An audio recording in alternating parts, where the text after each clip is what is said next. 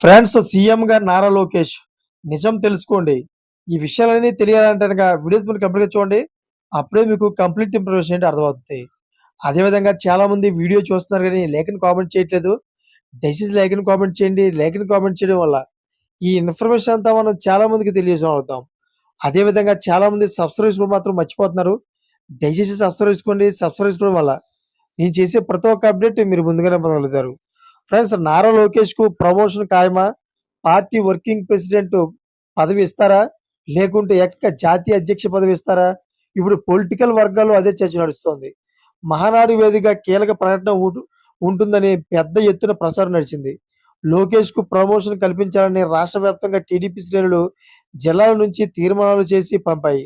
మహానాడు వేదికగా ప్రకటనే తరువాయి అన్నట్టు పరిస్థితి ఉండేది. అయితే మహానాడులో అటువంటి ప్రకటన రాలేదు. దీంతో పార్టీ శ్రేణులు తీవ్ర నిరాశలో మునిగిపోయాయి. అయితే ఇప్పుడు లోకేష్ భవిష్యత్తుపై ఆయన తండ్రి, అదేవిధంగా సీఎం చంద్రబాబు సంచలన వ్యాఖ్యలు చేశారు.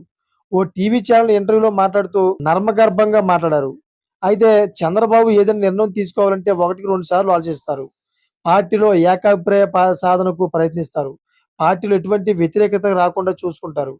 లోకేష్ విషయంలో కూడా చంద్రబాబు ఆలోచన అదే. లోకేష్ విషయంలో పార్టీ శ్రేణుల నుంచి అభ్యంతరాలు ఉండేవి.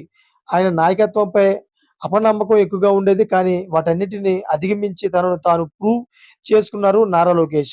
ఏది ఏమైనా గాని సీఎం పదవి అయితే కట్టబెడతారని అంటున్నారు. Thanks for watching friends.